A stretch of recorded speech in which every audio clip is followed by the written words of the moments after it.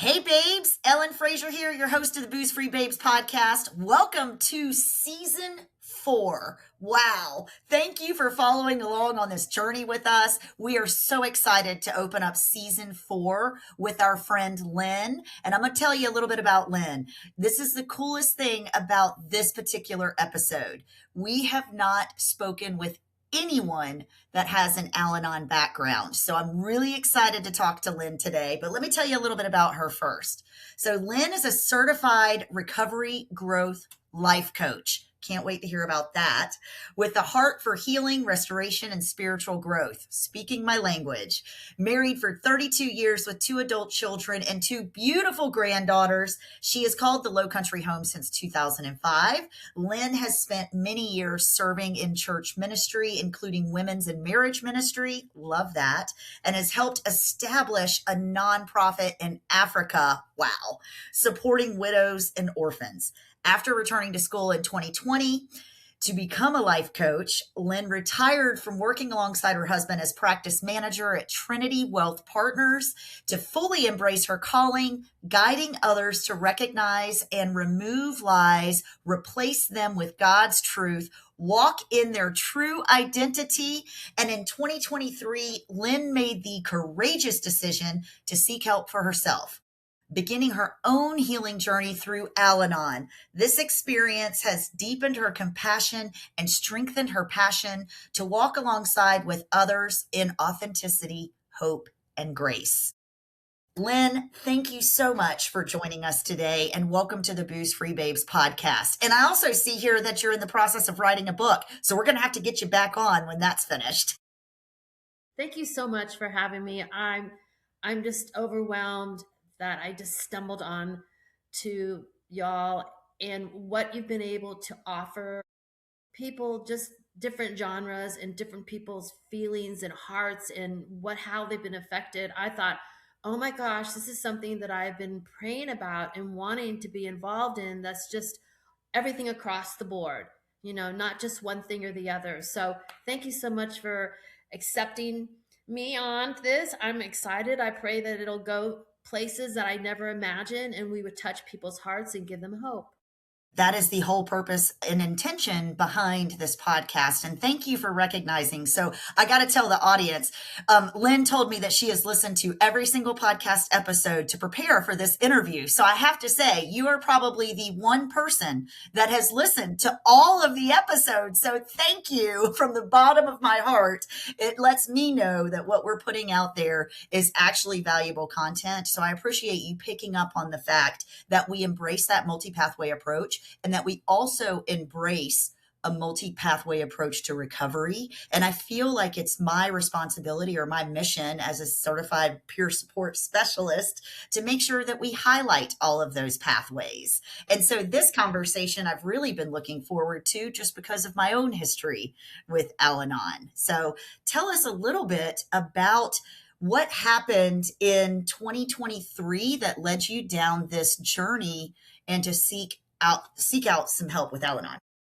Well, it definitely started many, many, many years ago, not realizing what enabling had been done in my life, not realizing how I incorporated that in part of my personality and in my character defects. And so my 2 children, who I just totally love, they're 38 and 37. And I got a phone call, and that phone call on Christmas Day rocked my world because I was not able to help the situation. I had to let the situation unfold on its own. And when I called my girlfriend, who had already been sober for 17 years, and if you don't think the Lord puts people in your life for certain reasons, my girlfriend has been in my life for many years just for that moment. And I Yes, I remember believe. calling her and saying, this is the situation, and what can I do? She said, nothing. And I went, no, that's not the answer I'm looking for. She goes, no, you didn't cause it. You didn't create it. It's not your problem. And I said, but I'm always been there. I'm the safety net. She goes, no, your net now has a hole in it. Yeah, it was probably the worst thing I ever had to emotionally realize what I had been doing all these years, but even worse, telling my husband what had just transpired, and which was really really hard. But that moment, I realized that I had been helping so many other people do the right things, remove the layers of pain and hurt, and live in their true identity, where I hadn't taken enough time on myself. So that was when I needed Al Anon as an addition to my faith, to say, I need to start doing some real work on. So for 2 years, I put my life coaching on hold and have just embraced Al Anon. And yeah, it hasn't been easy. Yeah, I can only imagine. And I have a similar situation, not from a family member, but from a like I don't sponsor anybody, but I had a mentee, I guess you could say, and it was a similar situation where I got the phone call and I was like, "Oh, am I coming to her rescue or am I just going to help her pick up the pieces when she gets out on the other side of this?" And so that's a very tough place to be in. It's like you have to, I'm wringing my hands thinking about it. You got to sit on your hands, right? You got to sit on your hands and not make that first move, but that's really a lot easier said than done. What were some of those things that helped you during that time?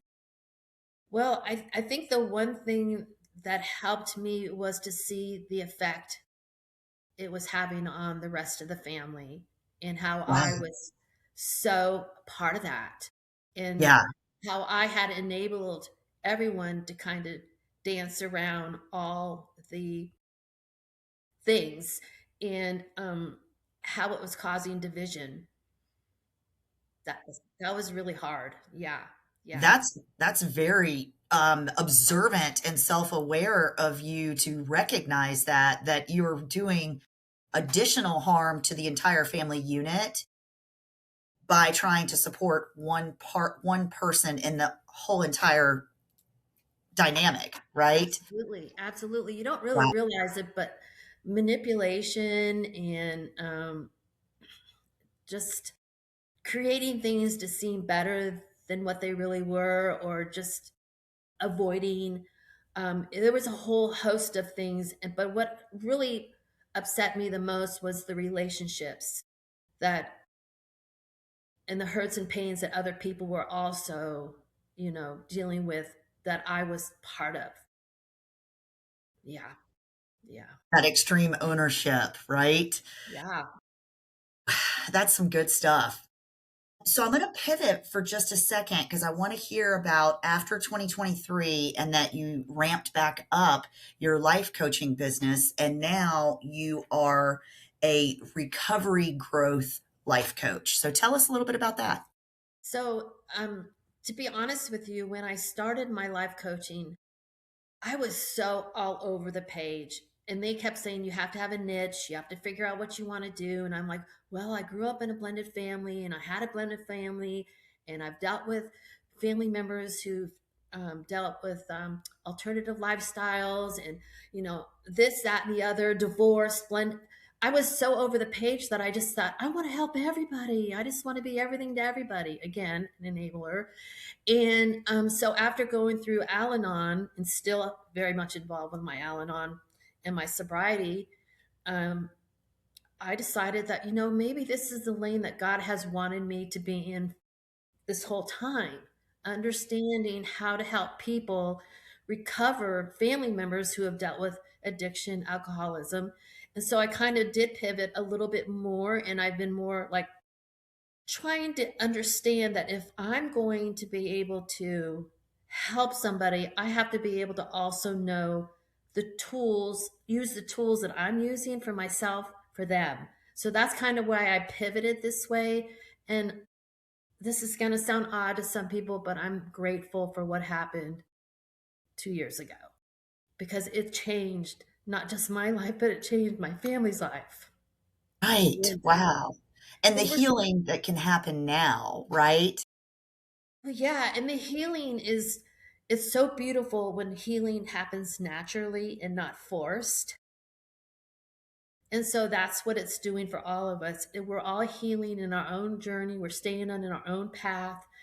And it's just organically, we probably had the best Christmas we have ever had in years, just because we were all present, and we just all embraced each other for who we were. There was no like hidden things going on.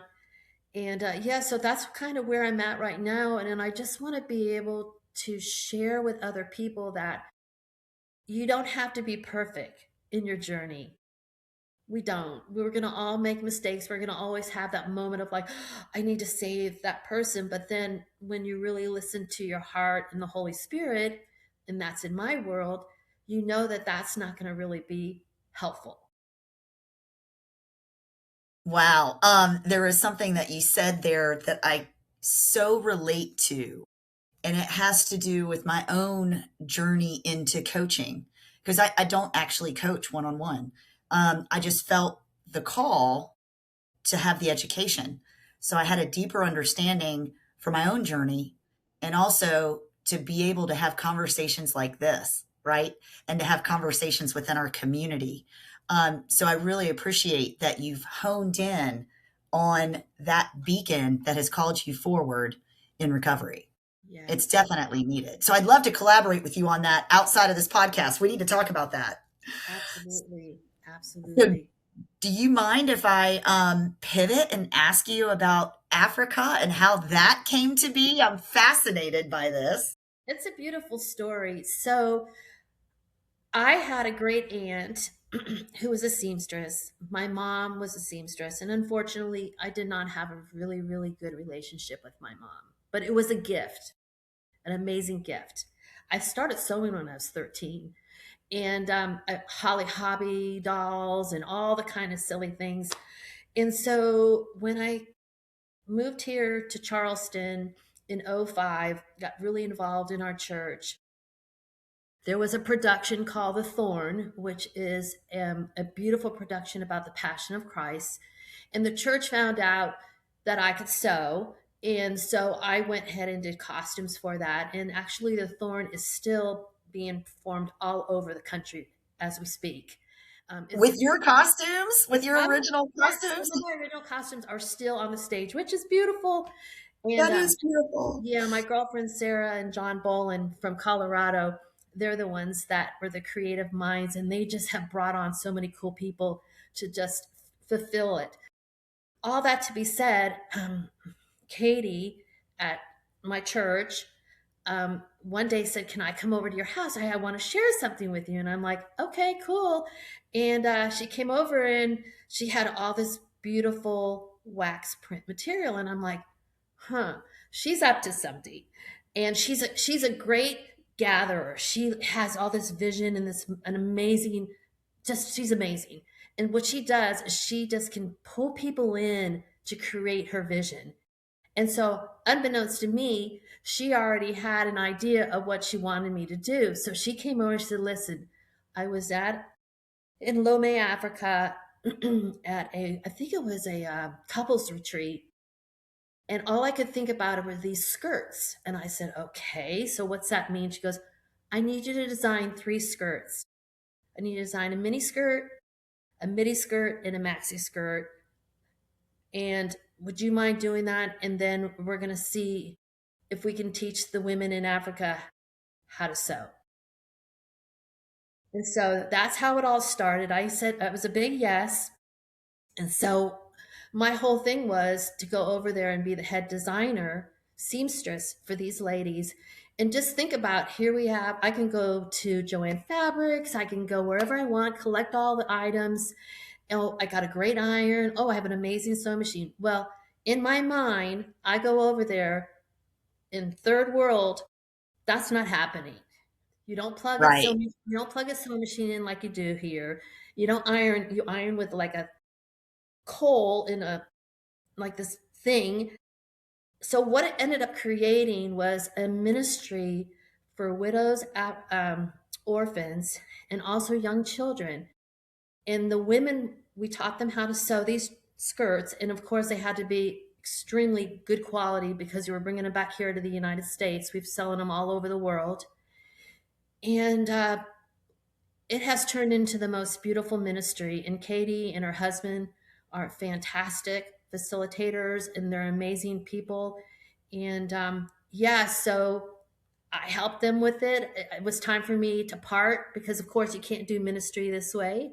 You know, you Right. have to be able to, in all life, actually, you have to open up your hands so other people could have a say so or part of it. And so I'm just thankful. And thank you for asking because that was really an amazing time and season in my life. I mean, I even had my husband um, looking over each skirt. We'd get like 1,000 skirts, and we'd have to look them all over for quality, pack them up, steam them, bag them. And so it was a labor of love, and I'm just thankful that it's still going on. That is such a beautiful story, and it's so funny. It's not funny. It's really just it's real when we wrap a passion into something like that. Isn't it beautiful how it kind of takes its own wings and grows? And I feel like that's kind of been the story with Booze Free Babes, right? Like Absolutely. Yeah, this here's a is one good thing that I loved about the skirts is we ended up having the seamstress put their name in the right pocket because every skirt had a pocket, so that whoever bought the skirt can pull out that name and they could either pray for them, support them, whatever. And so just the whole thing across the board and all the women that it's affected here in the United States as well has been amazing. wow, that is beautiful. And I'm sure that you're supported through your ministry and elsewhere. And I'd love to share more about it within our channel and our feed as well. Thank you. We'll put the link below. Actually, if you're watching this, we'll put the link below on YouTube. There you go. There you go. That's awesome. All right. So tell us how we can find you. Where is the best way to reach you? So really that's a funny question because I don't really advertise. It's all word of mouth. I've done some Facebook posting. I just really it's so funny for 2 years I just have been really like laid back on who I want people to be because I want to know who I was. So I really just Facebook, I guess, or my phone number. I don't know. I don't have like a I just don't have anything. I've never thought That's about it. totally fine. All right. So I'll make sure that we tag your Facebook when we have the show notes so people can come follow you and find you and learn more about your mission and what you're doing. And is there any offer that you want to share with us that you have going currently that we can help promote? Well, the only thing right now that I'm doing is I'm just putting it out there that I'm doing the recovery life coach for people who, need to kind of like have kind of a structure, structure in regards to how can I start removing these layers of lies or character defects, or how about resentments? How can I do it healthy in a healthy way and, live our lives? So I'm just basically organically, I just want to say, putting it out there that I'm taking clients and I have a really kind of a zen bougie little place in my house that's very sweet, and it's one-on-one. I've done couples, I've done families, so it's just not one type of a person. It doesn't matter to me spirituality. What it matters to me is can you live truly in your full identity that you need to be, rather than just being sad or depressed or lived in fear. Right. I love that. I love that. We've got to remove, there's a couple of things that I heard you say earlier about the suffering that we choose. That's something that I'm really big on. Especially I've started attending Dharma recovery, which, I've tried a lot of different ones just because I want to learn about them. But I feel like, when we're talking about like Dharma or Buddhist recovery or Buddhist teachings rather, that they do talk about the suffering that we choose, like the arrow that what is the story about the arrow that hits you twice? The first shot was, you know, the shot that you felt the pain the one time, but when you revisit the experience, that's the pain that you feel the second time is self-inflicted, right? Because we're remembering it. So many people don't realize that even at an early age of maybe 5 or 6, that's when you start to be like a sponge. And the things that you experience and things that you see kind of shape you without you even realizing. I mean, I did not realize that my enabling started when I was probably like 4 or 5 years old, when it was just there, or my abandonment. And so, like, a lot of times we don't realize that when we are addressing a situation, it's coming from past experiences that we haven't had resolution with. So I'm so free right now. I am so thankful. People say my qualifier, because I didn't ask permission to use their name. But if this didn't happen in the time that it didn't happen, I don't know. I don't know where I'd be. So I'm just rejoicing and loving the fact that I can go to bed so free and clear in knowing that I'm not responsible for someone else's sobriety. You know what? I'm hearing a lot of gratitude too. Like Hmm. there's a lot of joy and gratitude coming through in your message today. And I just really appreciate that because you're right. Everybody's recovery path is their own to walk. It's not ours to walk for them. And not every path looks the same, right? Some twist and wind and revisit and come back and swerve and make these, huge loops, and then others are a lot more straightforward. But every pathway is a path forward. And one other thing I wanted to bring up, I noticed that you were in our recovery open recovery app within the Booze Free Babes community. Thank you so much for joining and commenting. We are working on migrating our membership over to the app just so we can keep those conversations safe and secure, unlike Facebook group. So the one thing I wanted to ask you is, how has your experience been so far that you've been in the app? Well, I love the questions. I love the responses, but most of all, I love how easy it is. It's really, really easy to navigate, and it's safe. Now, a lot of times I think people are so hesitant to go to, AA or Al-Anon or whatever, even though they have anonymity. It's really, really important for somebody who finally is vulnerable and opens up to be honored that way. And it's not just sharing to share. You're really deeply going deep. And so I think your platform is the perfect open door for that. Thank you. I'm so excited about our collaboration with Open Recovery, and I appreciate your feedback. And what I would love to see next for us is I want to share your information inside the private Facebook group. So, for those of you that are listening, if you haven't joined the private Facebook group, please feel free to go do that or follow us on Instagram. I'm going to share your information there, Lynn, so we can start with some creative strategy. And then the other thing I thought might be fun is if you and I do a workshop inside the Facebook community one day. Absolutely. I would love to collaborate with you. That would be wonderful. I thought that would be a lot of fun. I really like that idea. And as I mentioned before, I'm not taking on clients for one-on-one coaching. So that's definitely a place that we can, help lift you up within our community. And I would love to do that. Thank you so much. Thank you for your time. Thank you for your interest. And thank you for following your passion. You know, Wow. Thank you for recognizing that because it is a passion, right? And this passion has turned into a purpose that's just bigger than anything I ever could have imagined or controlled. So I'm just letting this blossom into whatever it becomes, right? And the best thing about this journey is that I get to meet people like you and I get to have conversations like this. And that lights me up and fills my recovery capital tank. It just overflows. And I'm so grateful. So I know that you had some notes. So I just want to make sure that we touched on if there's any last minute burning desires. Did we touch on everything you wanted to cover? I just think the only thing I would say is um, I wrote something down and I thought it was quite meaningful. And I could end it with this is you don't have to lose yourself to love someone. Healing starts when you choose yourself.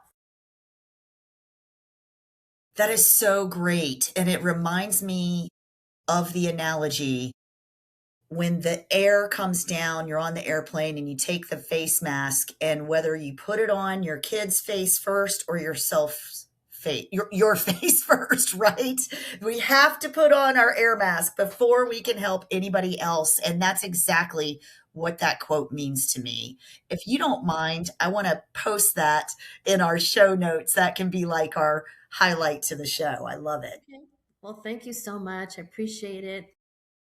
Lynn, thank you. Thank you for being here. Thank you for being a part of the Booze Free Babes story.